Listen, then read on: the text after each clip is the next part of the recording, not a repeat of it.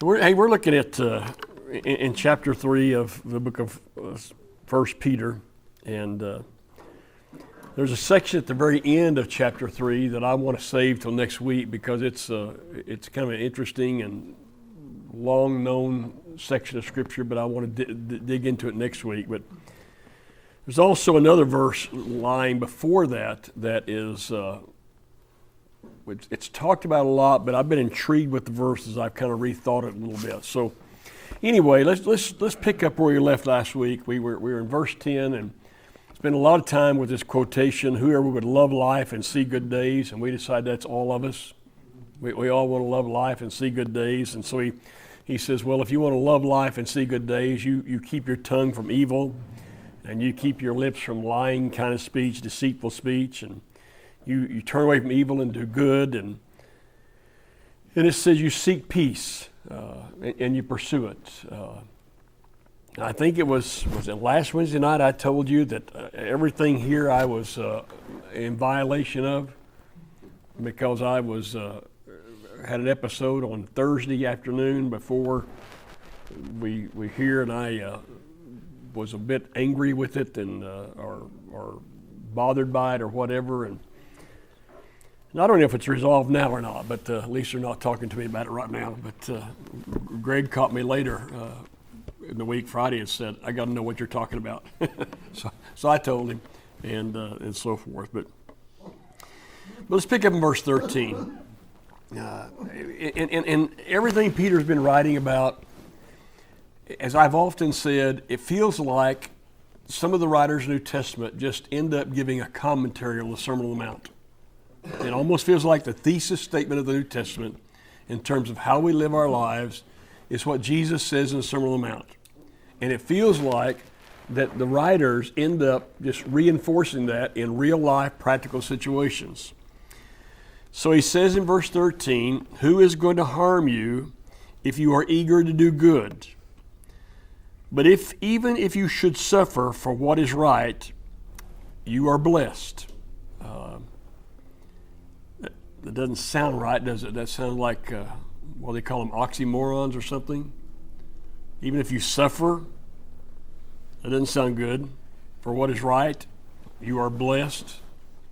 We never equate, usually in our minds, suffering with blessing, but there's something going on here. He says, even if you suffer, you are blessed. Do not fear what they fear. I guess the people who are not members of the body of Christ don't fear what they fear. Do not be frightened. And that's kind of tough too. Don't fear what they fear. Don't be frightened.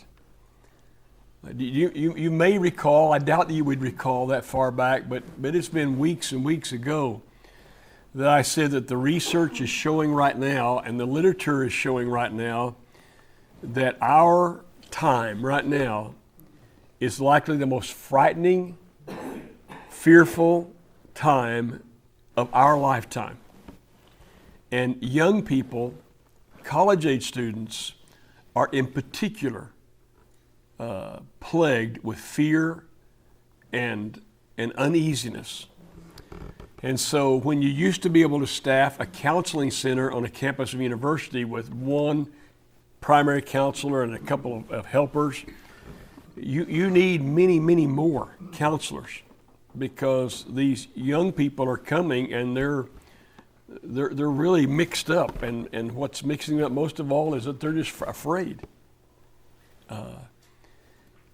And there's probably good reason why people are afraid today. Can you think of some of the reasons why people are afraid? They don't know Jesus. All right, they don't know Jesus. And so fear becomes even more pronounced. But what do you know? What can you put your finger on that would make you afraid? Violence. All right, the violence. The violence. Now it's really interesting because Susan and I had to make a flying trip.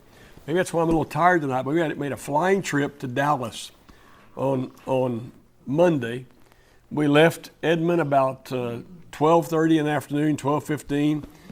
Got down there for an hour and a half meeting and turned around and drove back about 10:30. And at one point we were pulled into some parking lot, and as we pulled out, she said, I can see why people are afraid. What could go wrong here? It was kind of a gas station type area, and you never know these days. So violence is out there everywhere. I'm worried about China and Russia. Okay. Greg says that he's worried right now about China and Russia. Never know the fear of car accidents. All right. There's a fear of car accidents. COVID. And the COVID thing keeps coming up, and things related to COVID. And A lot of uncertainty out there. and all of it's uncertain. Because now you're hearing like this China-Russia thing. You're saying, well, if China starts supplying arms to Russia, then that's going to be a red line, whether or not we really mean it or not, for us and for NATO. And could it resume in a world war? Now Putin says he's going to pull out of the nuclear arms treaty with the United States, and as of tonight, he's moving a nuclear submarine and a warship in a certain direction, and everybody gets uneasy, especially young people get really uneasy. What's about to happen to our world? And then I read today that one of the major investment bankers in America is predicting a 30% drop in the stock market in the next little bit of time. And some of us who have a little bit of money in the stock market are wondering, what should we do? So I think we can go on and on of the kind of things that produce fear in our lives. And it's running rampant across America and maybe across the world. And all of a sudden he says, don't fear what they do. We're not supposed to be afraid of any of that. Don't be frightened with this life. Why is that? How do I do that? Trust. This is not where our primary citizenship is. All right, it's not where our primary citizenship is. And Greg says trust, which is my go-to word these days, and I've done it now for several years, and I learned it right here in this spot teaching. But we believe that God is real, and we believe that God is active, and we believe that God's on our side, and we believe that Jesus is real, and Jesus is active, and He's on our side, and we believe the Spirit is real, and the Spirit's active, and the Spirit's on our side. And so we look at life differently. We're supposed to look at life differently, but sometimes that's hard, is it not? Sometimes in the pinch of things, for a moment, it's hard for me to do that. But he said, don't live like you're afraid. Now watch how he follows that up. But in your hearts, set apart Christ as Lord.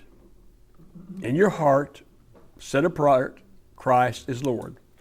Doesn't sound like it's that hard to do. It's kind of like that thing in John chapter 4, worship in spirit, that's a little s, worship from the heart, set apart Christ as Lord. Now here's the verse that has me scratching my head. Always be prepared to give an answer to anyone who asks you to give the reason for the hope that you have. Now I'm assuming that he's talking about people watching Christians who aren't afraid when others are afraid. And they're watching Christians who do good even when there are people who want to do harm to them. I'm assuming he's talking about people who would keep their tongue from evil and not be deceitful, and who would turn away from evil and do good, and who would seek peace. And they're going to look at these kind of people and they're going to ask, why do you live like this? Why are you like this? Now, every time I've ever heard that verse taught in a class or another setting, what do you think they focused on? What do you think the teacher focused on? Any idea? Jesus? Christ in your hearts. No. It's the latter part of this verse. Always be ready to give an answer. Always be ready to give an answer. Get your answer ready. Here's my problem. I tried to recall when the last time it was that somebody asked me to give a reason for the hope that was lying in me. couldn't recall it. I could not recall it. What does that mean? Has anyone lately walked up to you and said, can you tell me why you're so different? And how you handle this situation like you handle it? And does that happen very often? Everybody's kind of blank. Are you kind of like I am then? Does it happen very often? And if that's the case, what does that mean? Well, okay, all right. That's the danger spot right there. That's what I'm looking for. Sometimes I'm getting the impression that Ken Jones, I'm not going to talk about anybody else, I don't know about your situation, but I just wonder if I'm more conformed to this world than I ought to be. I'm just wondering if I'm more like it than I ought to be. I'm just wondering if I think like the world thinks more than I ought to think like the world thinks. And I talk and I act more like the world than I ought to. Is that a possibility? Is that a possibility? For all of us. Now I might not talk exactly like the world talks, but it's not far off. And I might refrain from doing certain things that others wouldn't do, but it's not that noticeable. Am I making any sense at all? If you don't have God in your heart when you say something, then you're not going to come across as portraying what you want to portray. Okay, which is the preface of this statement. So you set apart in your heart, Christ is Lord. And when you do that and you start living like that, people ultimately will take notice. Which is back to the Sermon on the Mount, which Jesus said, you're going to be like a what? A light, a city set on a hill. And you're going to have a light that shines, and you're not going to hide it so people can't see it. They're going to see it. And they're going to see how you live and how you do. Ken, do you think part of it is that they probably know the answer and they don't want to hear it? That could be. That could be. I mean, they see how we live, but yet they're afraid to ask because they fear they already know the answer.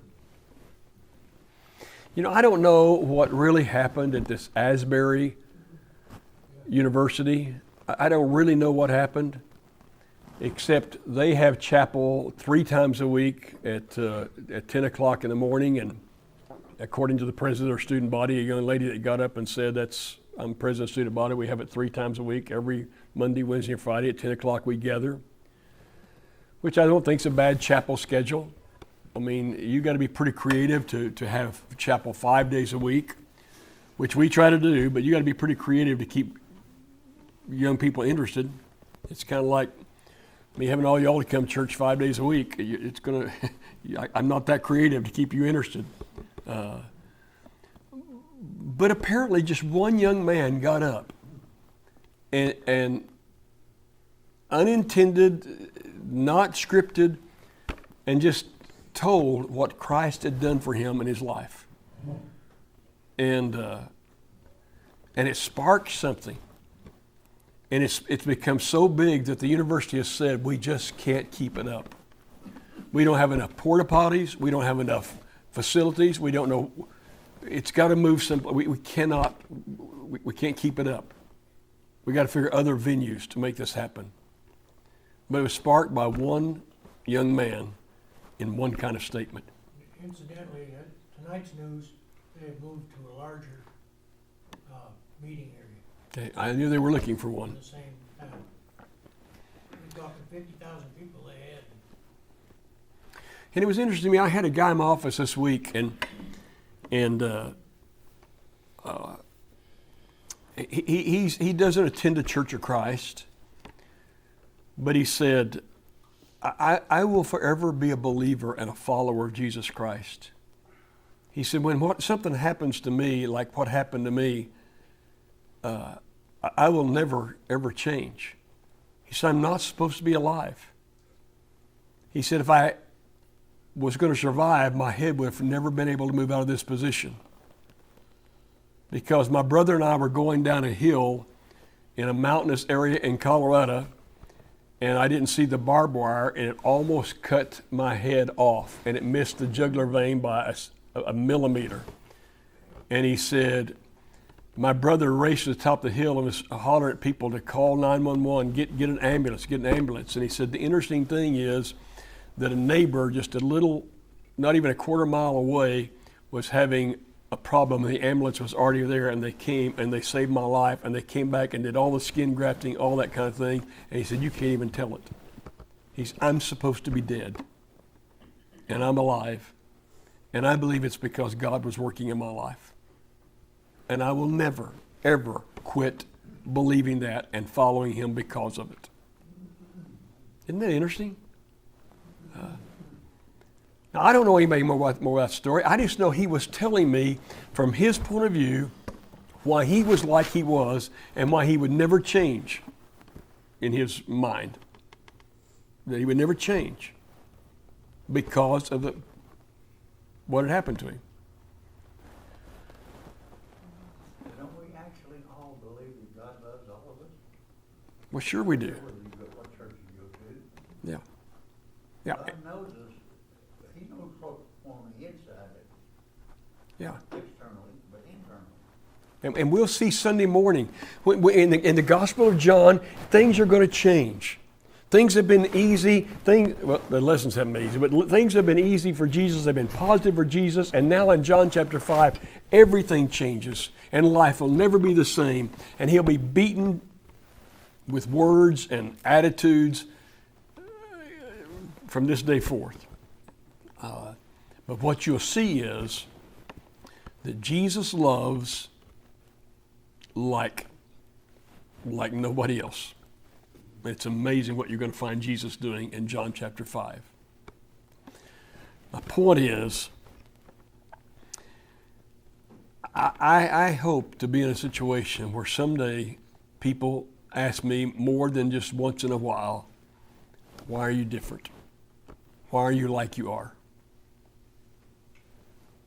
What's going on? And then if I'm ready to give an answer, what would that answer look like? What would the answer really look like?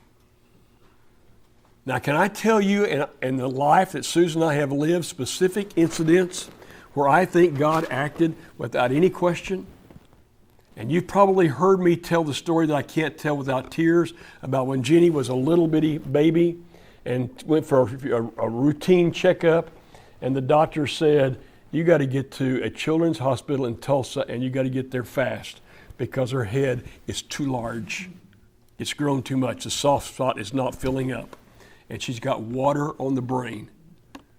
And here 2 young parents were there and nobody else around us, scared absolutely to death.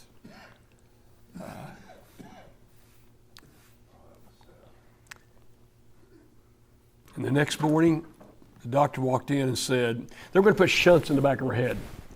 And they said, you'll have to change those shunts every 2 or 3 years as she grows. And you'll have to do it for years and years and years. And the next morning, the doctor walked in and said, I don't know what happened. I don't know what happened. The fluid's gone. The fluid started draining. It's going to be okay.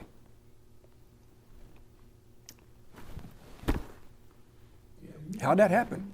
How'd that happen? You know what happened. Yeah, I know exactly how it happened. So I'm not afraid to tell that story. I'm not afraid to tell the story that no one could design the life that Susan and I have lived because we think it was orchestrated by somebody far beyond us. You couldn't design a pathway. I'm not afraid to tell that story. I won't go boasting about that story as though something special has happened, but I'm not afraid to tell that story. And I'm also not afraid to tell the story. Had it not been for Jesus Christ, Donnie might have locked me up for good a long time ago. And that's not a joke. That is not a joke. He might have locked me up for good a long time ago. I'm not afraid to tell the story that had I not met Suze, and had I not cultivated over the years a deeper relationship with Jesus Christ, How do I know what would happen to our lives? Would we still be married? I don't know what would have happened. Am I making sense to you? Lest we think that Jesus hasn't made a difference, think again. And let us not be slow to give an answer that, look, if anything good in my life has occurred, it's because Jesus Christ has saved me, and He's been in the process of changing me for a long time. And I'm not changed all the way to where I need to be, but He's changing me.